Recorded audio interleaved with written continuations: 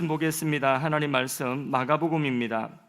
마가복음 오늘 이전 순서를 따라서 3장 7절부터 35절까지 꽤 긴 절수입니다. 그런데 내용이 크게 어려운 내용이 별로 없습니다. 그래서 한 절 한 절 그렇게 설명하는 것은 별로 크게 필요하지 않을 것 같습니다.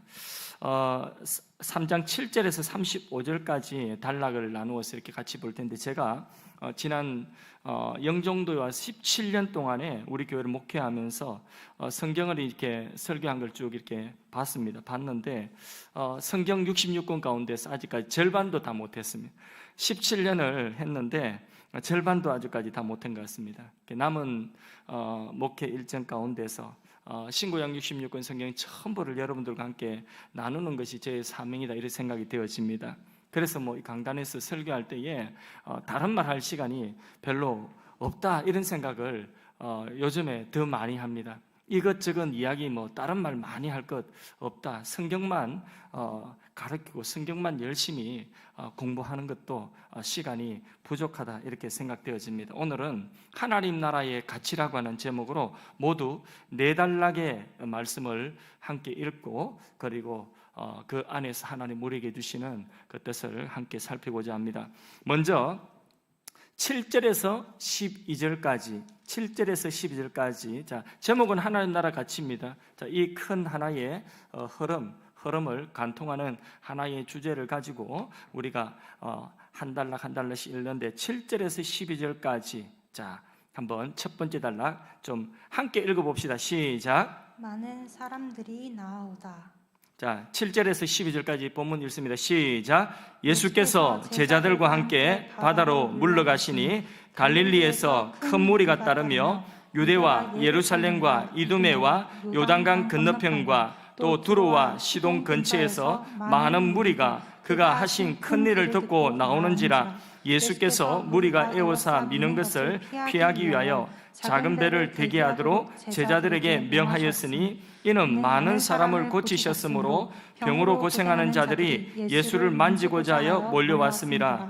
더러운 귀신들도 어느 때든지 예수를 보면 그 앞에 엎드려 부르짖어 이르되 당신은 하나님의 아들이시니라 하니, 예수께서 자기를 나타내지 말라고 많이 경고하시니라. 아멘. 여기 보니까 예수님께 많은 사람들이 몰려 나왔습니다. 예수님께서 공생애를 시작하자마자 곧바로 예수님은 예수님 있는 곳에 사람들이 막 몰려오는 것입니다. 예루살렘, 오늘 본문에 보니까 예루살렘에서도 오고, 예수님 갈릴리 지역에 있는데 예루살렘에서도 오고, 이두메, 에돔 지역에서도 오고, 요단강 건너편 지역에 있는 옛날로 구약시대로 막 모압과 암몬 이런 곳에서도 막 오는 것입니다. 심지어는 이방인인 저 위쪽에 있는 두로와 시동 지방의 사람들까지도 몰려옵니다. 너무 많이 와가지고 사람들이 예수님을 막 만지려고 하는 거예요. 그러니까 예수님 만지려고 하니까 예수님 하시고자 하시는 그 일들을 다 행하실 수가 없잖아요. 배를 띄워서 배에 타시고, 그렇게 배를 띄워서 사람들과 거리를 두셔야 될 정도로 많은 사람들이 몰려왔습니다. 여러분, 왜 몰려왔을까요? 왜 몰려왔을까요? 예, 좋은 돈벌이가 있다 이러면 사람들이 몰려오겠죠, 그렇죠? 옛날에 여기 영종도에 사람이 얼마나 살았겠습니까? 근데 여기 사람들이 몰려오는 것은 무엇 때문에 왔느냐? 여기 우리 청년들도 일 때문에 왔지 않습니까? 그렇죠? 직장 때문에 왔어요. 좋은 돈벌이가 있으면 사람들이 그곳에 몰리는 것입니다. 그렇지 않습니까? 그죠? 자, 병원에 병을 잘 고치면 그 병원에 사람이 몰려오는 것입니다. 좋은 대학에 왜 사람들이, 학생들이 많이 몰립니까? 그 좋은 대학이니까 많이 몰리는 것입니다. 백화점 세일만 해도 주부들이 얼마나 많이 몰려가는지 모릅니다. 싸게 좋은 물건을 판다고 하면 주부들이 막 몰려가는 거죠. 주부들이라고 하니까 좀 주부들 아닌 사람들, 주로 주부들이 많죠, 그죠?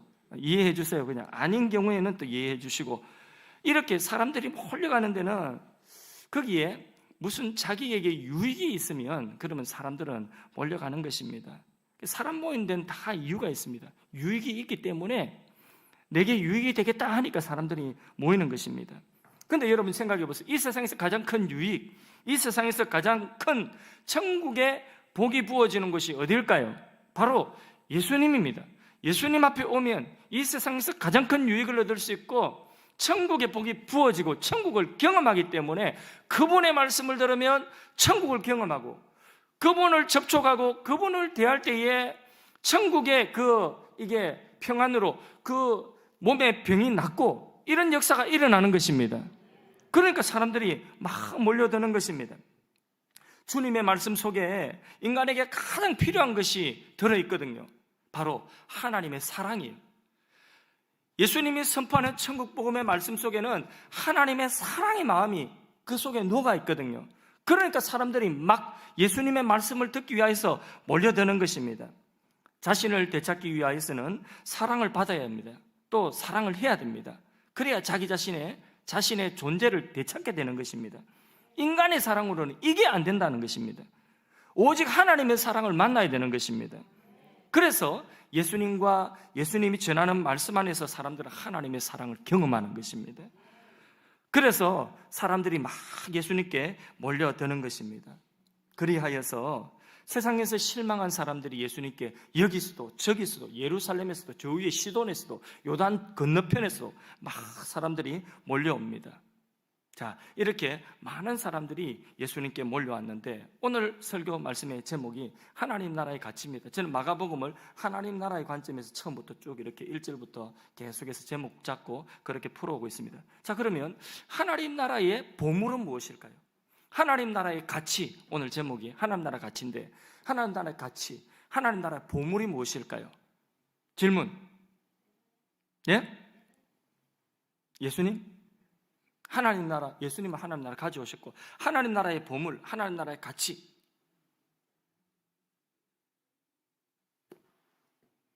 시간을 더 드리면 맞출 수 있겠습니까? 예? 아니면 빨리 저보고 하라고 하시고. 예. 제가 계속 하겠습니다. 예. 하나님 나라 보물, 하나님 나라 가치는 무엇이냐면 바로 사람입니다. 사람. 복음을 듣고 사람이 새 사람으로 변화해지는 곳이 바로 하나님 나라예요. 그렇게 변화해진, 복음 듣고 변화해진, 복음으로 변해진 그 하나님 나라의 이 새 사람, 그게 바로 하나님 나라 보물이에요.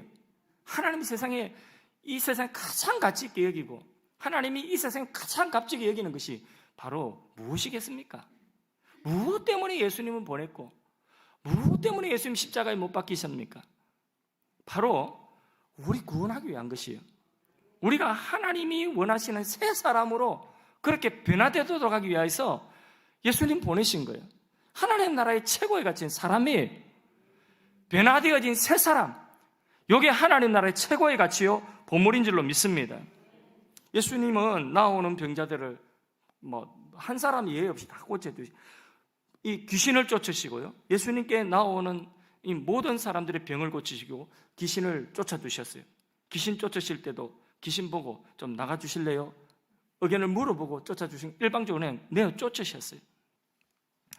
낫고자 하는 자, 주님 앞에 나와 손 내미는 자들의 병을 다 치료해 주셨습니다. 왜요? 모두가 하나님의 귀한 자녀들이기 때문에, 하나님의 형상이기 때문에. 예수님은 병을 고쳐주셨습니다. 아직 하나님을 모르는 사람들도 병 고침을 통하여서 하나님의 사랑을 깊이 체험하고 마음을 열게 되어 있습니다. 또 이미 믿는 사람들도 병 고침을 통하여서 하나님의 사랑을 더 깊이 체험하고 믿음이 굳어지게 됩니다. 그래서 신불신간에 병이 하나님의 은혜로 치유되는 것은 하나님의 사랑을 느끼고 체험할 수 있는 아주 좋은 기회가 될 수 있는 것입니다. 그러나 예수님은 병만 낫기를 원치를 않는 것입니다. 말씀을 듣고 새 사람 되기 원하시는 거죠. 그래서 배를 띄어서 사람들에게 그만 만지고 말씀 들으라는 것입니다. 왜냐하면 하나님 나라의 가치, 하나님 나라의 보물이 뭐라고요? 사람이기 때문에. 자, 첫 번째 우리 단락을 보았습니다. 하나님 나라 가치는 사람이다. 사람. 많은 사람들이 예수님께 나온다. 예. 그 보물 같은 사람들이 예수님께 지금 많이 나오고 있는 것입니다. 얼마나 좋은 일입니까? 그죠? 자, 두 번째 단락 13절에서 19절 사이의 말씀입니다. 여기는 12명의 제자를 예수님께서 뽑아서 세우시는 내용입니다. 자, 13절에서 19절도 읽어봅시다. 시작. 또 산에 오르사 자기가 원하는 자들을 부르시니 나아온지라. 이에 12를 세우셨으니 이는 자기와 함께 있게 하시고 또 보내사 전도도 하며 귀신을 내쫓는 권능도 가지게 하려 하심이로라. 이 12를 세우셨으니 시몬에게는 베드로란 이름을 더하셨고 또 세베대의 아들 야고보와 야고보의 형제 요한이니 이 둘에게는 보아너게 곧 우레의 아들이란 이름을 더하셨으며 또 안드레와 빌립과 바돌로메와 마테와 도마와 알페오의 아들 야고보와 및 마테오와 가나나인 시몬이며 또 가룟 유다니 이는 예수를 판 자더라. 아멘. 하나님 나라에서 가장 중요한 것이 뭐라고요? 사람, 가치 있는 보물은 사람이다. 그런데 여기 12명의 보물이 또 나와요. 예수님께서 12명의 제자, 요 하나님 나라의 요 가치, 보석 같은 가치 있는 요 사람들을 부르셨습니다. 자, 왜 12명이냐?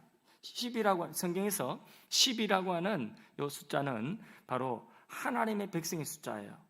하나님 백성의 숫자. 그래서 이스라엘 대표하는 숫자가 10인데 12명의 제자를 예수님이 세우신 것은 새로운 이스라엘을 세우시겠다는 그런 의미가 있습니다.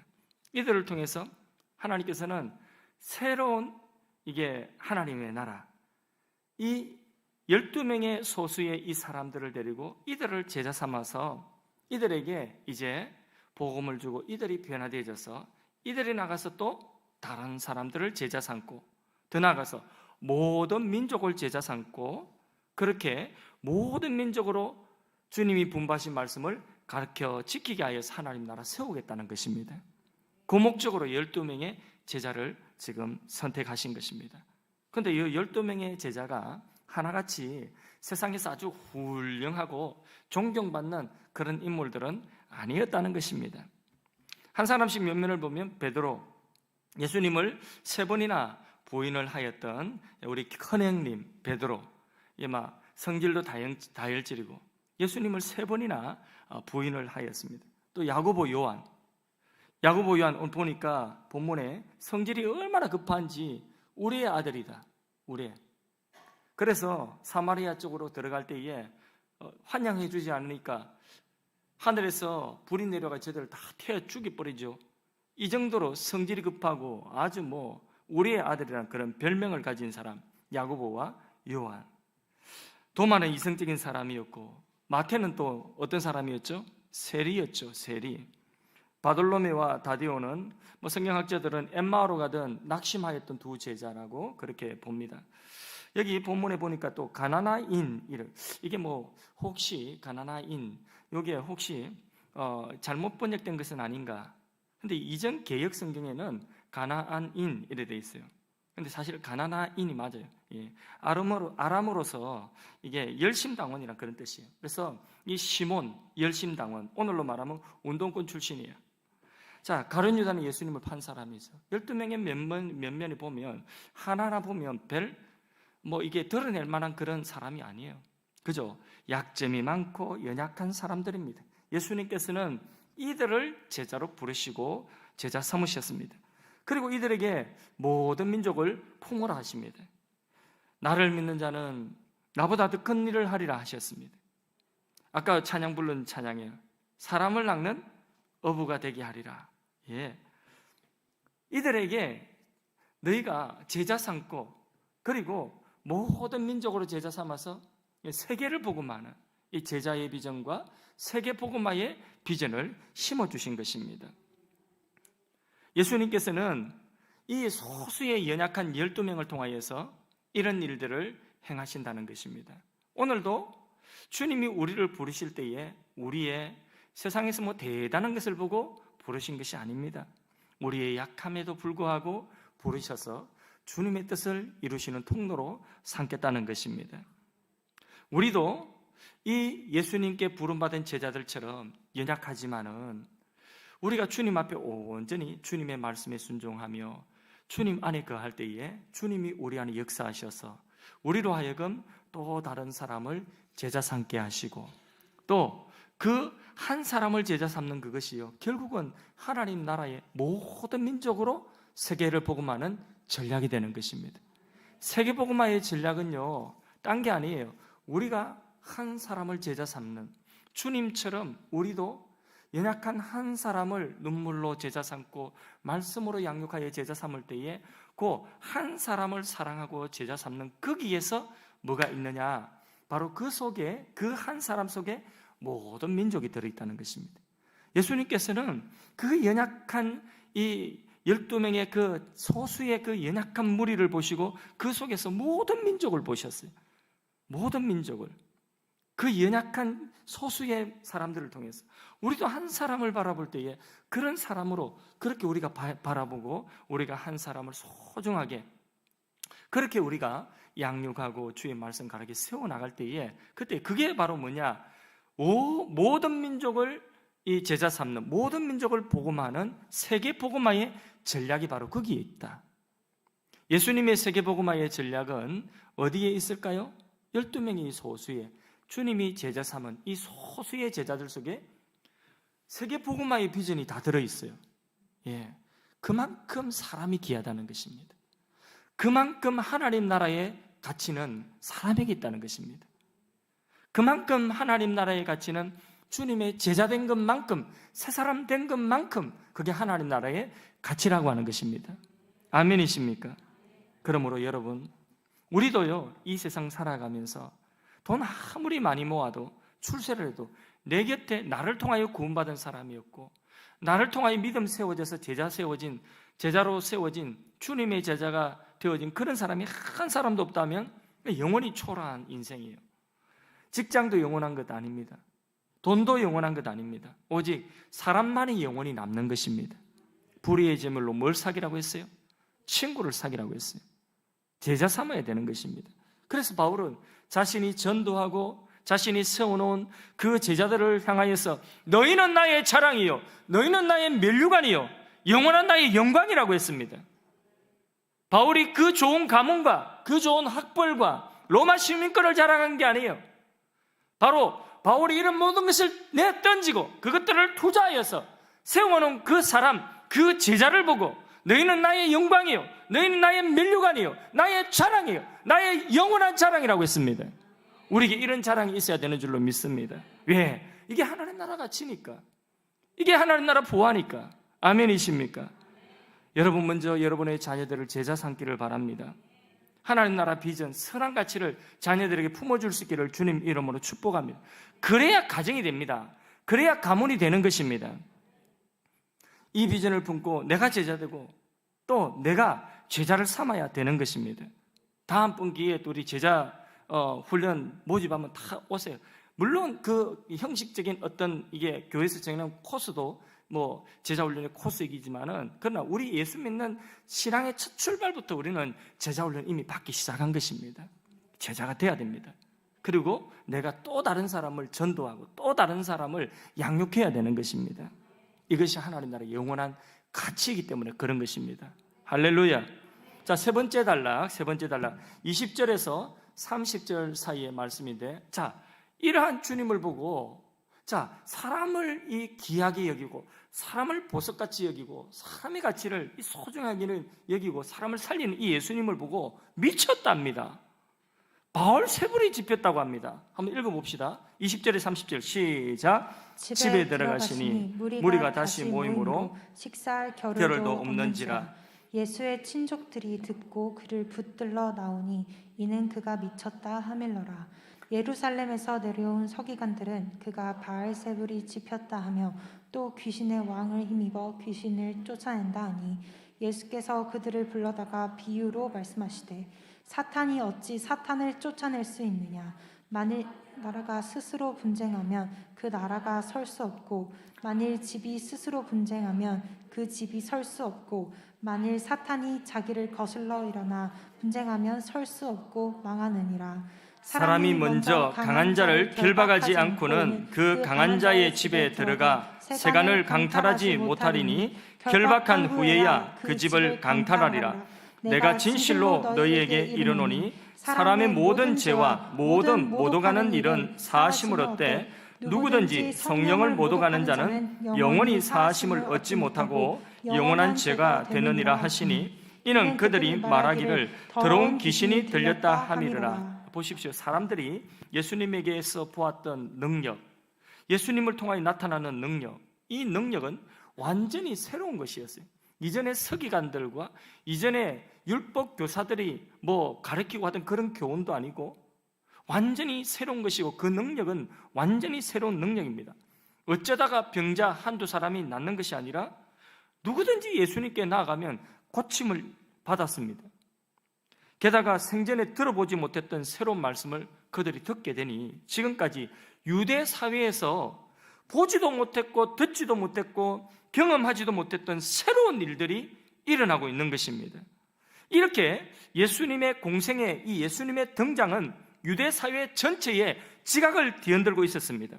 마치 오래된 건물이 아주 강한 충격을 팡 하고 받았을 때에, 그때에 그 충격에 막 흔들리는 것처럼, 그렇게 지금까지 유대 사회가 가지고 있던 그 가치 체계가 곧 무너질 것처럼 그런 큰 충격을 받고 지각이 지금 막 울리고 있는 것이에요. 예수님이 등장하여서 막 사람들이 몰려오니까. 근데 이런 갑작스러운 변화를 사람들이 두려워하는 거예요. 그리고 이 변화를 거부하는 사람들이 막 생기기 시작합니다. 심지어 21절에 보면 예수님의 친족들 가운데서도 예수님께 나와서 예수님 보고 뭐라고 합니까? 미쳤답니다. 예수님의 가까운 친족들도 예수님께 나와서 이런 예수님의 말씀과 이 예수님의 능력을 보고 미쳤다 하면서 집에 데려가려고 하는 것입니다. 이렇게 사람들은 한편으로는 새로운 능력을, 또 새로운 어떤 가치를 추구하고 또 필요로 하면서도, 또 한편으로는 이러한 새로운 능력을 감당하지 못하는 이런 이중성을 사람들이 가지고 있는 것입니다. 그래 예수님께서 뭐라고 말씀하십니까? 새 포도주는 새 부대에 넣어야 된다. 큰 부대에다가 이미 한번 늘어난 부대에다가 새 포도주를 넣으면 이게 발효될 때 이게 터져버린다는 것입니다. 감당을 못한다는 거예요. 이 새 포도주를 한 부대는 감당을 못한다는 것입니다. 담을 수가 없다. 그래서 새 부대가 돼야 되는 거예요. 새 포도주는 좋아하면서 이 새 포도를 담을 수 있는 부대는 한 부대 가지고는 안 된다는 거예요. 새 부대가 돼야 된다는 것입니다. 그런데 사람들은요, 조금 더 변하려고 하지 않는 거예요. 이런 주님의 능력을 보고 좋아하면서도 반기면서도 사실 자기들이 변화되는, 사람들이 변화되는 것에도 변화되지 않으려고 하는 것입니다. 오늘 우리도 현실에 예배의 말씀이 좋다 나쁘다 평가하고, 그리고 그 예배의 말씀이 이 말씀은 참 좋다, 은혜가 된다, 이렇게 나름대로 평가를 하면서도 자신의 삶으로 이 말씀이 이어져 나가서 자기 삶이 되어지는 거기에는 거기까지 미치지를 못한다는, 그거는 거부한다는 것입니다. 그게 뭐냐면 새 포도주는 좋아하고 새 부대가 되지 않으려고 하는 것과 똑같은 것입니다. 오늘 우리의 모습은 아닌지, 자, 여기 예수님 만난 자에게는 이미 새 포도주가 부어진 것입니다. 오늘 우리 인생도 예수님을 내가 만났다고 한다면 이미 새 포도주가 우리에게 부어진 것입니다.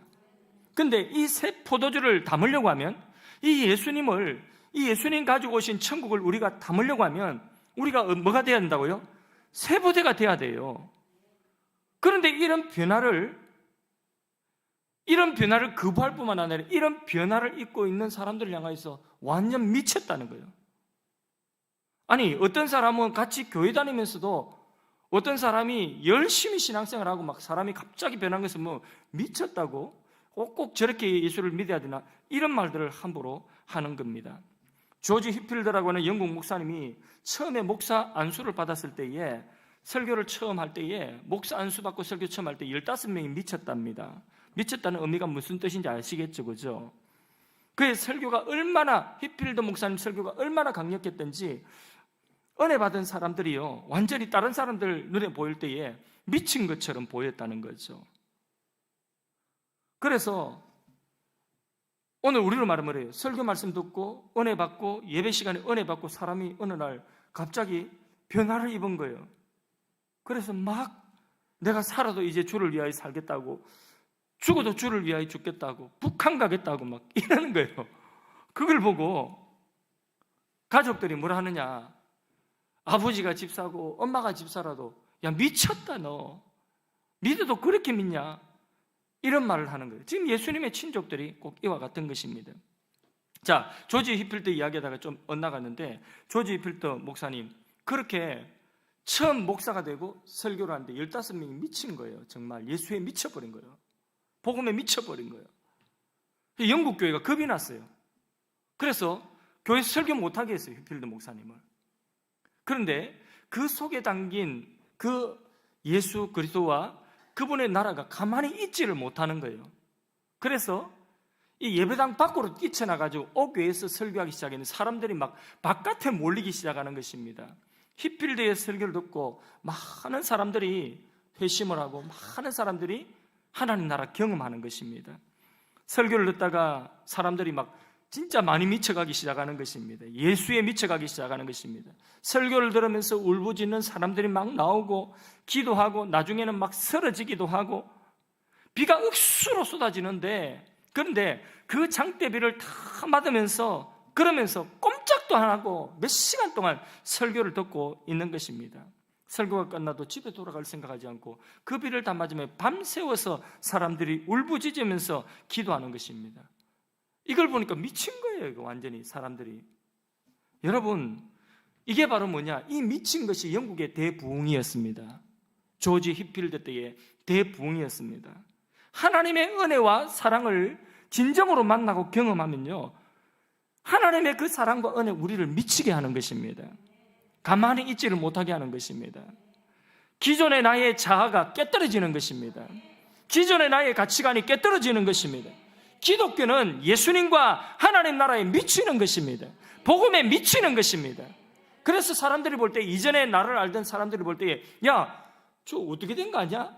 이렇게 우리를 보고 야, 저 예수쟁이 미쳤다 이런 말을 한번 좀 들어봐야 되는 거예요. 우리가 신앙생활하면 지금까지 야 정말 저분은 고상하게 예수를 믿네 이렇게 믿는다고 한다면 어떻게 생각하면 좋은 것일 수도 있겠지만은 그러나 그 고상한 것이 모르겠어요. 우리가 예수를 믿고 한 번은 사람들에게 우리 가족 친지들이나 우리 가까운 사람들에게 우리 친구들에게 야 저 미쳤구나 네 변했다 네가 변했다는 소리를 한번 들어봐야 되는 것입니다. 여러분 우리가 예수에 미칠 수 있기를 바랍니다. 복음에 미칠 수 있기를 바랍니다. 하나님 나라에 미칠 수 있기를 바랍니다. 22절에 보니까 예루살렘에서 내려온 서기관들이 나옵니다. 예수님의 등장으로 유대의 지각이 이렇게 막 변동이 일어나니까 그 소문이 갈릴리에서 예루살렘에까지 들린 거예요. 그래서 조사하는 사람들이 여기 서기관들이 조사관들이 여기까지 내려온 거예요. 파견된 겁니다. 이들이 예수님이 행하신 능력을 보았습니다. 그리고 내린 결론이 뭐냐? 뭐라고 결론 내렸죠? 이들이 내린 결론이 예수님을 보고 바알세붑에 들렸다. 귀신 들렸다는 거예요. 바알세붑은 우상이에요. 우상. 파리대왕이라더라고요. 파리대왕. 파리가 무슨 우상이 될지 모르겠지만은 파리대왕. 파리 알죠? 저 프랑스 파리가 아니라 부하는 이 파리.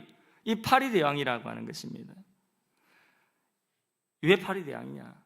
예수님이 보니까 이 주님 말씀 선포할 때에 사람들이 귀신이 떠나가고 막 입에 거품을 물고 소리를 지르고 쓰러지고 막 이런 일들이 일어나고 예수님의 제자라고 불러놓은 사람들 보니까 다 비린내 나는 고기 비린내는 어부들이고 그럼 파리가 빙달 이러니까 하여튼 지저분한 그런 이 귀신에 들렸다고 이렇게 결론을 내려버린 거예요. 예수님을 향하여서. 여러분 이에 대해서 예수님께서 상식적으로 설명하셨습니다. 어찌 귀신이 같은 뼈끼리 싸우겠느냐?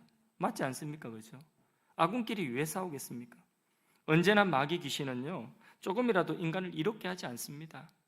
예, 하나님의 나라의 가치만이 사람을 소중하게 여기는 거예요. 사람을 보석같이 여기는 것이에요. 사람의 가치를 인정해 주는 것입니다. 이 마귀 귀신은 사람을 얼마나 더럽고 추하게 만드는지 모릅니다. 절대로 이롭게 하지 못합니다. 용한 무속인이요 사람들 국전 보러 오고 온갖 사람들이 와서 막 고급 승용차 타고 와가지고 돈봉투를 내밀고 그렇게 해서 돈을 많이 번다 할지라도 그 무속인이 그렇게 호강하고 그렇게 돈방석에 앉았으면 그 지위를 자식에게 물러주고 싶어 하겠습니까? 왜 안 물려주고 싶어 하겠습니까? 행복하지 않으니까. 그게 절대로 이롭지 않으니까. 자기가 너무 잘 아는 거예요. 이렇게 사는 인생이 너무 비참하다는 것을 알기 때문에 적어도 내 딸에게는, 내 아들에게는, 내 자손에게는 이게 안 물려졌으면 좋겠다는 거, 그거예요. 그래서 니는 교회 가라 하는 사람도 있습니다. 절대 이롭지 않으니까. 예수님 말씀하셨습니다. 한 집에 강도가 들어가가지고 점령하고 있다면 그 집을 되찾기 위해서는, 회복하기 위해서는 어떻게 해야 돼요? 강도보다 더 센 능력을 가지고 가서 강도를 제압해야지. 그래야지 그 집에 빼앗긴 것을 다시 회복할 수 있다지 않습니까? 예수님이 오신 것이 바로 이와 같이 마귀의 일을 멸하기 위하여 오신 것입니다. 예수님은 한 사람이 미신과 불신앙을 버리고 하나님께 돌아오는 그것을 그 사람 안에 일어나는 엄청난 영적 전쟁으로 그렇게 보았던 것입니다. 영적인 싸움으로 보았던 거예요. 강도와 싸우는 싸움으로 보았던 것입니다. 이 세상 어떤 한 사람도 자기 발로 하나님 앞에 스스로 그렇게 순순히 돌아오는 사람은 잘 없습니다. 하나님이 그 안에 안 계신 사람은요, 사단이 지배하고 있기 때문에 절대로 사단이 놓아주려고 하지를 않습니다. 여러분, 오랫동안에 가족 구원을 위하여 기도했지요. 그런데 쉽게 놔줍니까? 예수님은 먼저 그 사단을 결박하고 그 사단을 무기력하게 만든 것입니다. 예수님이 병 고친 것이 그거예요. 예수님이 귀신 쫓아내신 것이 그거예요. 그럴 때에 사단은 결박된 것입니다. 그때의 사람들은요, 하나님의 은혜로 예수님을 통하여 복과 평안이 주어지고 그들 자신의 자존감을 회복하신 것입니다. 회복하게 되는 것입니다. 이게 바로 뭐냐? 사단을 결박한 것입니다. 예수님께서. 사단은 하나님이 인간을 포기하신 줄 알았어요. 왜냐하면 한번 생각해 보세요. 말 정말 안 듣지, 불순종하지, 하나님 거역하지, 막 죄짓지, 반역하지, 이런 인간을 어떻게 하나님이 좋아하실 수 있겠습니까? 안 그렇습니까? 그러니까 하나님도 이 정도면 이스라엘이든 뭐든 다 버린 줄 알았어요. 마귀도.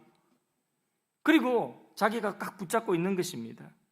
근데 하나님이 이 세상에 그런 죄인들을 위하여 하나님의 아들을 보내신 것은 마귀가 놀랄 만한 하나님 사랑이에요. 이거는 엄청난 하나님의 사랑인 것입니다.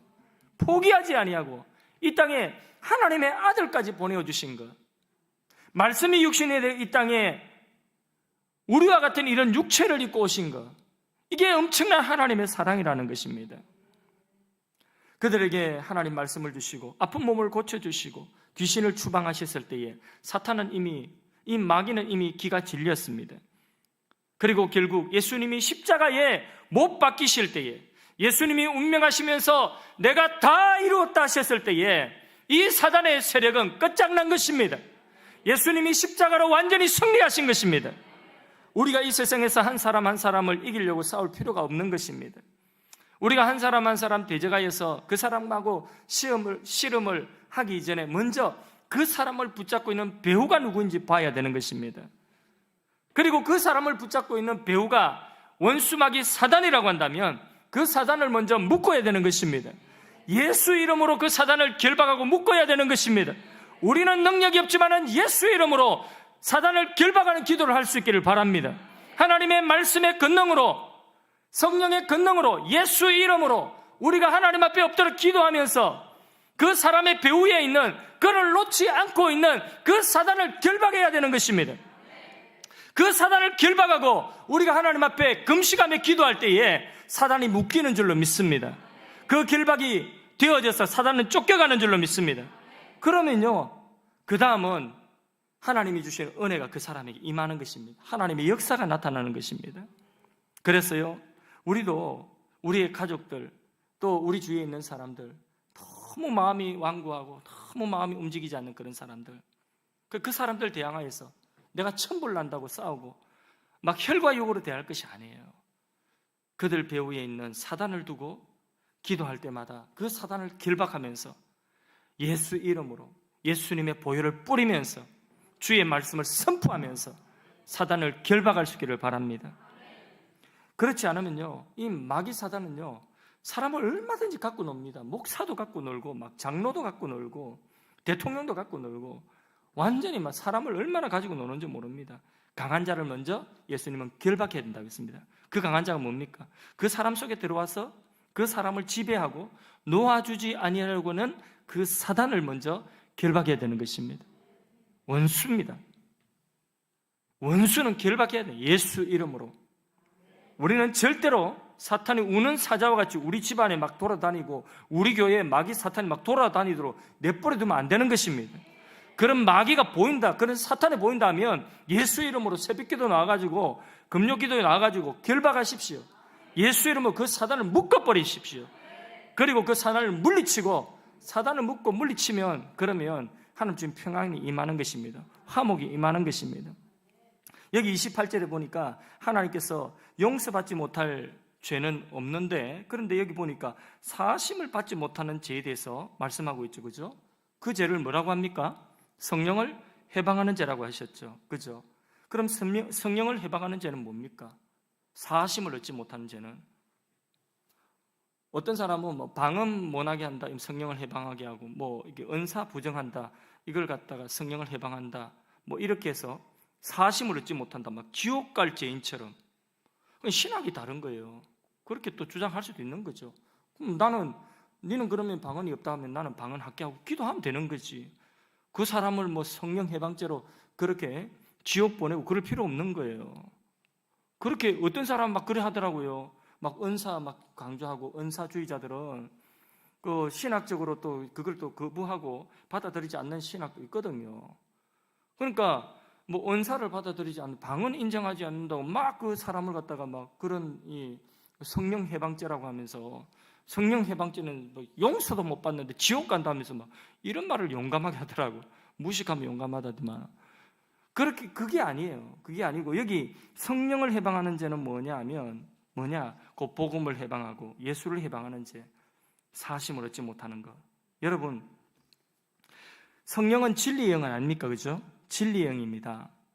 성령은 예수의 영입니다. 맞습니까? 그리스도의 영, 성령, 진리의 영, 성령. 곧 다시 말해서 그리스도를 거부하고 그리스도를 회방하고 복음을 회방하는 그 죄를 말하는 것입니다.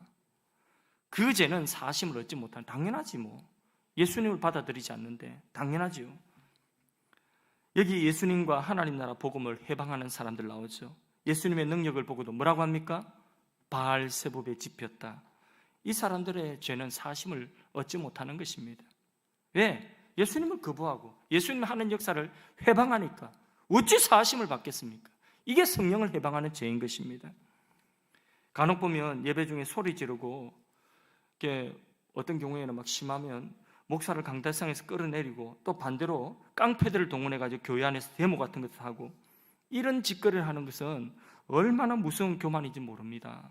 결국 교회가 화목해야 돼요. 하나 돼야 돼요. 교회가 분쟁에 빠지고 인간의 그런 감정이 격해지면요, 막 이런 자리까지 나가는 거예요.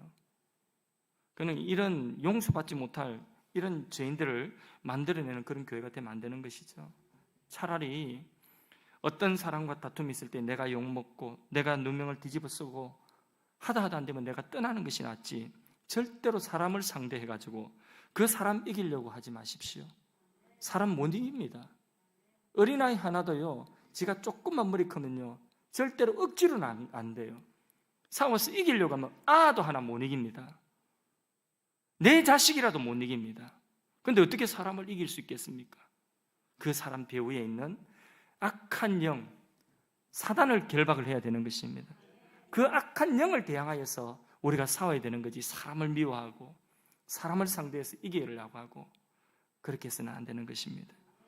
우리가 사단을 결박하지 못하고 사람을 이기려고 하면 하나님 나라의 역사를 막는 자가 되고 만다는 거 기억하십시오. 자, 31절에서 35절 사이 말씀 마저 읽고 정리하겠습니다. 자, 여기에는 하나님 나라의 새로운 이 가족관계, 새로운 가치, 이 가족관계를 또 말씀하고 있습니다. 자, 31절부터 끝절까지 읽습니다. 시작. 그때 예수의 어머니와 동생들이 와서 밖에 서서 사람을 보내어 예수를 부르니 무리가 예수를 둘러앉았다가 여짜오되 보소서, 당신의 어머니와 동생들과 누이들이 밖에서 찾나이다. 대답하시되 누가 내 어머니이며 동생들이냐 하시고 불러앉은 자들을 보시며 이르시되 내 어머니와 내 동생들을 보라. 누구든지 하나님의 뜻대로 행하는 자가 내 형제요 자매요 어머니이니라. 아멘. 예, 본문에 예수님께서 두 종류의 가족에 대해서 말씀하고 있습니다. 하나는 육신의 가족이 나오죠, 여기에. 그죠? 이 육신의 가족은 혈통에 따른 가족입니다. 세상을 창조하실 때 하나님께서는 가정을 디자인하셨습니다. 그러므로 육신의 가족은 매우 소중합니다. 아주 귀한 공동체가 바로 가정이라고 하는 공동체입니다. 이 가정에서 여러분 뭘 배울까요? 하나님이 이 가정을 통하여서 우리에게 이 가정을 통하여서 뭘 배우라고 하셨을까요? 어떤 유익이 있을까요? 그렇죠, 사랑이죠, 그죠? 사랑. 자, 남자와 여자가, 이 남자예요, 이 여자예요. 자, 같아요, 달라요? 다르죠. 생각이 같겠습니까? 다르겠습니까? 엄청 다르겠죠, 그죠? 근데 둘이 뭘 이룬다고요? 가정이 되면 둘이 한 몸을 이룬다. 한 몸을. 내가 주례 할 때 또 이야기할 거니까 잘 들었어요, 미리. 둘이 뭘 이룬다고? 한 몸을 이룬다. 한 몸을 이룬다. 둘인데 한 몸을 이루는 거죠. 그러려고 하면 뭐가 필요할까요? 희생과 사랑이 필요한 거죠. 자, 둘이 이제 한 몸이 되었어요.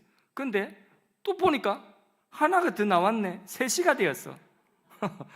그래서 이제는 남자와 여자와 그리고 또 비슷하게 생긴 애가 하나 더 나왔어요. 자, 이렇게 셋이 되었어요. 이 셋이 되었는데 이 셋도 가정에서 뭐가 되죠? 한 몸이 되는 거예요. 이 셋도 하나가 되는 거예요. 그러려고 하니까 여기는 뭐가 필요하냐면 사랑이 필요한 거예요. 행위로서가 되는 게 아니에요. 행위는 내가 원하는 만큼 남편도 못 해주고 아내도 못 해주고 자식도 못 해줍니다. 그렇죠? 예, 행위는. 그런데 둘이 한 몸 되는 것도 그렇고 셋이 한 몸이 되는 것도 그렇고 다섯이 한 가족으로서 한 몸이 되는 것도 한 몸이 얼마든지 될 수 있는 것은 그 속에 사랑 때문에 한 몸이 될 수 있는 것입니다. 가족은 조건이 없는 것입니다. 그냥 피가 끌려서 가족이 되는 것 아니겠습니까? 그렇죠? 내리사랑이라고 하는 것이 있어요. 자, 손자가 나왔어요. 손녀가 나왔어요. 얼마나 이쁩니까? 예, 우리 근사님 영국에서 손녀가 지금 왔다는데, 그런데 영국에서 손녀 왔는데 얼마나 이쁜지 뭐라고 표현하시냐면 핑크빛 손녀라고. 핑크빛 손녀들이 아침에 일어나서 할아버지 할머니 하니까 얼마나 행복한지 그 손녀를 표현할 때 핑크빛 손녀다. 이 내리사랑이에요, 내리사랑. 그래서 자식 사랑보다 손자, 손녀 사랑은 또 더 크다 하더라고요. 그래서 저도 우리 형님 가정에 보니까 손자, 손녀들이 오고라고랑 되게 많거든요. 되게 부러워요. 그게 뭐냐면 혈육의 사랑이에요. 좀 공부 못해도 괜찮아요. 좀 뭐가 부족해도 그래도 피가 당기는 거.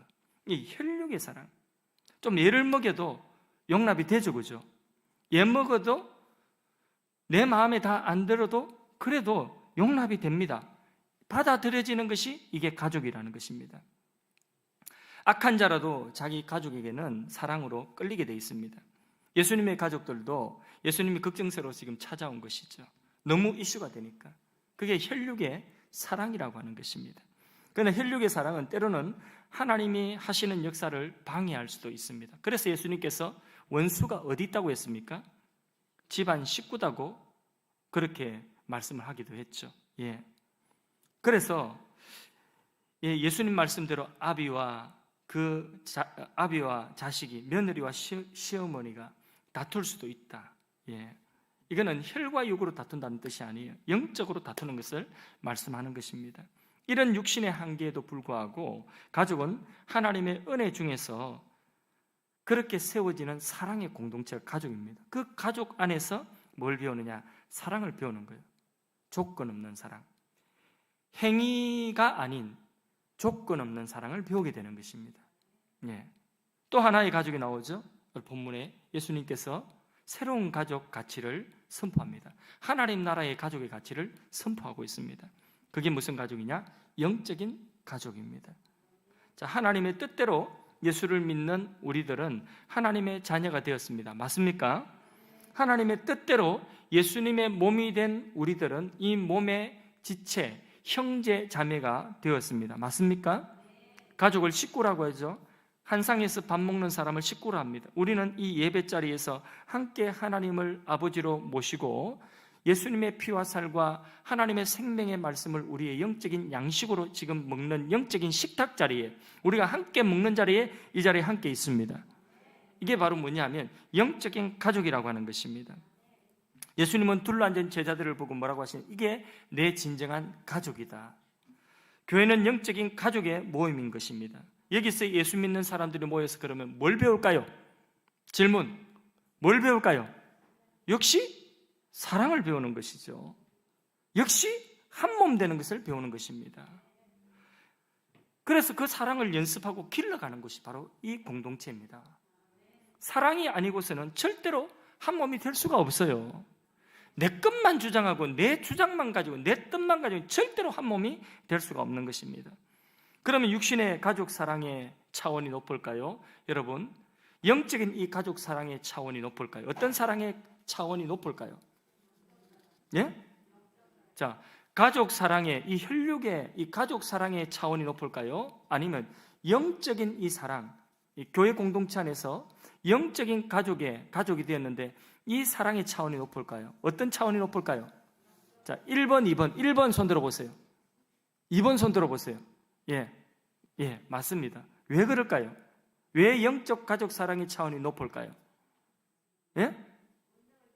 그렇죠. 이거는 피가 섞인 것도 아니고, 피가 섞인 거는 그냥 피에 끌리는 거예요. 이건 본능이에요. 본능과 같은 거예요. 그런데 이거는 피가 섞인 것도 아닌데 완전히 나와 다른데, 아니, 내 집에 애 먹이는 자식은 내가 이게 그 버릴 수 없고 그래도 애를 먹이도 사랑하는 그 피가 끌리는 사랑, 그거 왜 그래요? 눈이 꼭 내 눈 닮았거든. 안 그래요? 아니, 그 애 먹이고 그 거짓말하는 그 아주 그게 농땡이 치는 그게 꼭 내 모습 닮았거든. 꼭 나 닮았어요. 그래서 내가 미워할 수가 없어요. 이거는 피가 내 닮았기 때문에, 이건 내 아바타, 내 분신과 같은 거예요. 이거는 악한 자도 그렇게 사랑을 할 수 있어요. 근데 보세요. 우리 교회 공동체 안에는 닮았어요? 우리가 닮았어요? 어디가 닮았어요? 닮은 데가 하나도 없죠. 뭐가 닮았습니까? 서로 얼마나 다릅니까? 피가 섞인 것도 아니고. 그런데 용납을 해야 된대요. 그런데 품어야 된대요. 그런데 밀쳐내면 안 된대요. 용서하고 사랑해야 된대요. 나한테 이렇게 마음에 상처를 주는 말을 했는데, 여러분, 얼마나 이게 차원이 높아야 되겠습니까? 훨씬 차원이 높은 거예요. 그러니까 여기에 많이 실패하는 거예요. 이 차원 높은 이 차원을 따라가지 못하고 실패하는 거예요. 그러나 주님의 목적은 뭐냐? 여기에서 우리가 포석같이 하나님의 나라의 가치를 우리가 여기서 만들어가기를 원하는 것입니다. 혈육의 사랑은 악한 자를 사랑하죠. 나한테 잘못해서 사랑하죠. 내 가족 챙기는 거, 그걸 뭐 대단한, 와, 차원 높은 사랑이네. 내가 내 자식 사랑하는 거, 그것을 와, 대단한 사랑이다, 이렇게 하는 사람 없지 않습니까? 그건 누구나 할 수 있는 거예요. 그러나 영적인 가족 사랑은요, 아무나 할 수가 없어요. 이거는 하나님의 사랑을 받은 사람만이 할 수가 있는 것입니다. 십자가의 사랑이 내 안에 들어온 사람, 십자가를 통과한 사람만이 할 수가 있는 것입니다. 그러면 혈육의 가족과 영적인 가족 둘 중에서 어느 가족이 오래 가겠습니까? 어느 가족이 오래 가겠습니까? 예? 아니, 오래 가고 싶은 걸 이야기하지 마시고 오래 가는 것을 이야기해 보세요. 어떤 게 오래 가겠습니까? 예, 혈육의 가족 관계는요, 이 세상 살 동안만 가족입니다. 천국에서는 추억만 있는 것입니다. 영적인 가족 관계는 영원합니다. 자, 우리 아버지, 엄마, 우리 자식이라도 혈육의 가족 관계, 이 가족 관계가 우리가 다 영적인 가족 관계가 되면 다 영적인 가족이에요. 예, 그 버려두고 갈 수가 없는 거죠, 우리가. 그래서 우리가 전도해야 되고, 그래서 그분들을 위해서, 그 가족들을 위해서 우리가 눈물로 그 배후에 있는 사단을 결박하면서 기도해야 되는 것입니다. 자, 영적인 가족 관계는 영원합니다. 천국은 사랑의 나라입니다. 사랑이 아닌 것은 못 들어가는 나라예요. 거기는 그 나라에 들어가는 전부 하나님의 사랑으로 들어갑니다. 맞습니까? 하나님의 사랑, 십자가, 예수님의 십자가 공로, 그 하나님의 사랑, 그거 붙들고 들어가는 나라인 것입니다. 전체가 다 그 나라는 사랑입니다. 이 사랑의 실력을 어디에서 길러야 되겠습니까? 이 땅에서 기르는데, 이 땅 어디에서 가장 연습하고 훈련하기가 좋은 곳일까요? 바로 영적인 가족관계인 이 공동체인 것입니다. 여기서 우리가 사랑을 배우고 연습하고, 여기서 우리가 변화되어져서, 여기서 우리가 하나님 나라의 소중한 보석과 같은 주님의 제자가 되어지기를 주님의 이름으로 축복합니다. 우리 찬송 한 장 하겠습니다. 찬송가 314장 찬송하겠습니다. 내 구주 예수를 더욱 사랑.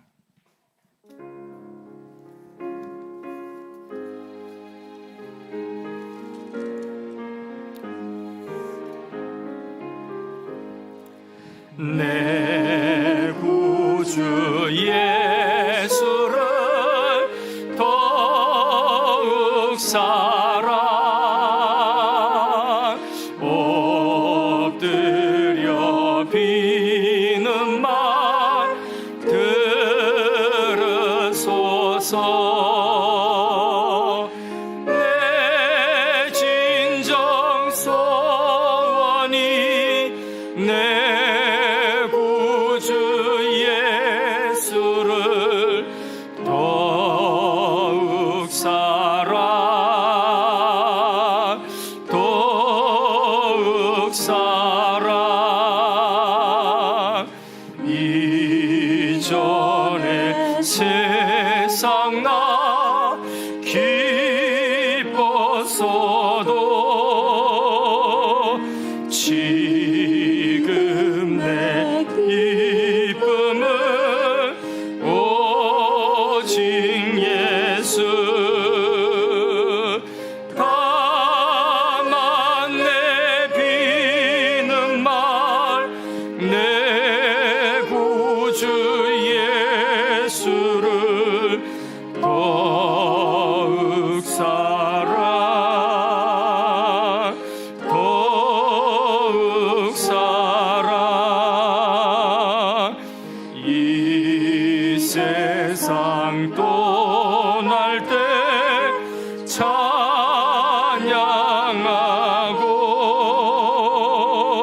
숨질 때 하는 말 이것일세. 다만 내 비는 말 내 구주 예수를 더욱 사랑, 더욱 사랑.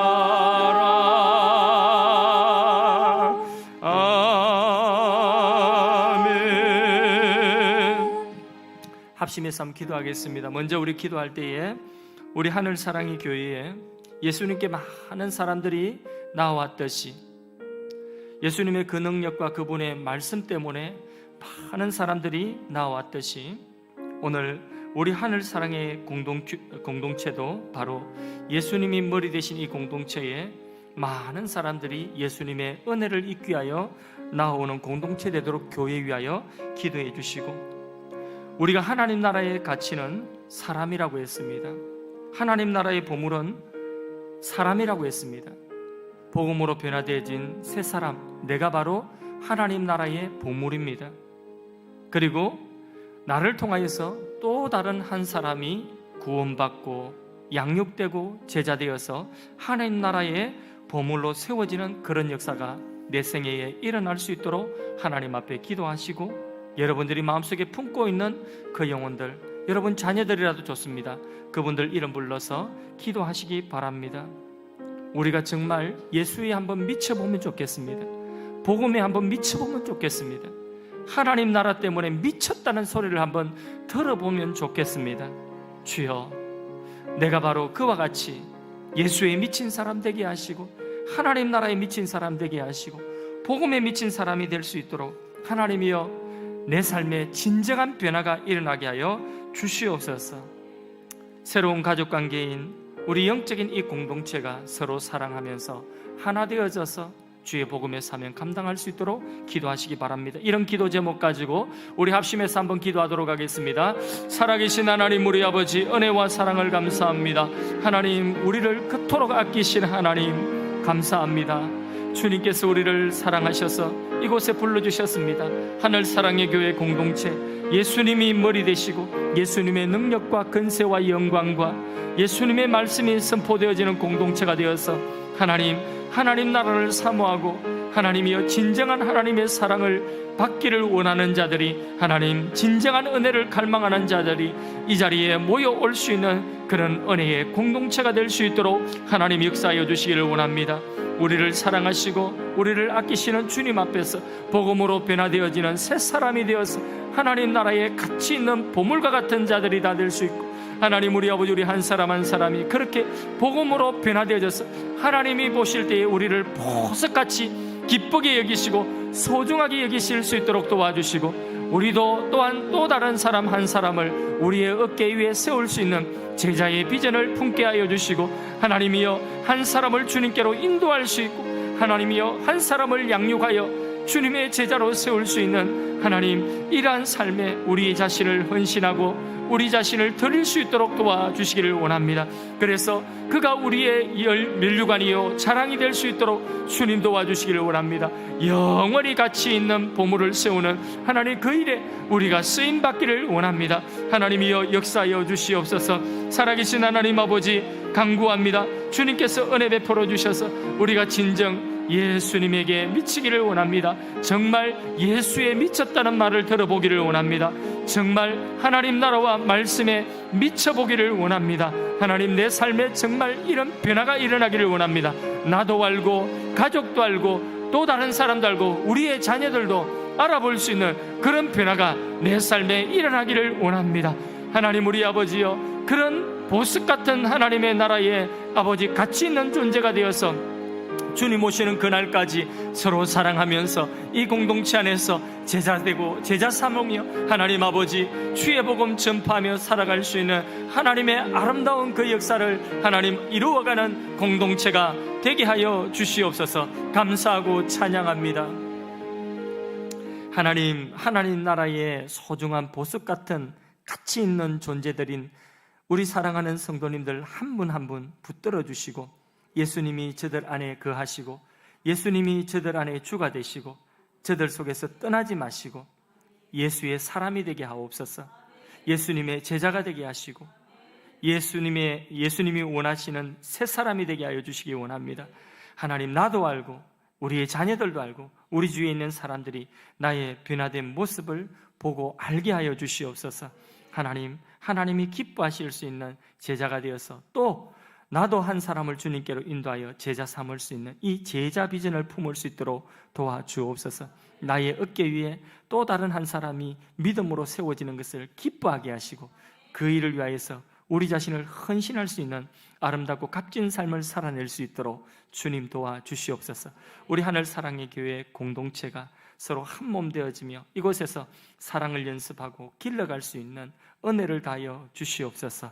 주님, 이곳에 하나님의 사랑 가득하여서 이 사랑을 갈급해하는 영혼들이 와서 이 사랑 먹고 자라갈 수 있는 공동체가 되게 하여 주옵소서. 하나님, 오늘 이 밤에 주님 만나러 온 사랑하는 주의 백성들, 주님께서 그 옛날 갈릴리 해변에서 많은 병자들을 고치신 것처럼 하나님, 병든 것을 고쳐주시기를 원합니다. 하나님, 귀신을 내어 쫓아주시기를 원합니다. 악한 영을 내어 쫓아주시기를 원합니다. 우리 가족 가운데 사단의 손에 묶여져서 아직까지 하나님 그 손에서 벗어나지 못하고 있는 자들이 있습니다. 하나님이여, 예수 그리스도의 이름으로 그 배후의 역사는 사단을 결박하여 주시고 사단이 떠나가게 하시고 그 손에서 벗어나서 그 영혼들이 주님 앞에 나오는 생명 구원의 역사가 일어나게 하여 주시옵소서.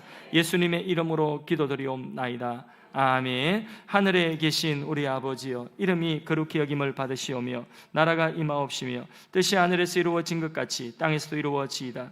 오늘날 우리에게 일용할 양식을 주옵시고 우리가 우리에게 죄 지은 자를 사하여 준 것 같이 우리 죄를 사하여 주옵시고 우리를 시험에 들게 하지 마시옵고 다만 악에서 구하옵소서. 나라와 근세와 영광이 아버지께 영원히 있사옵나이다. 아멘.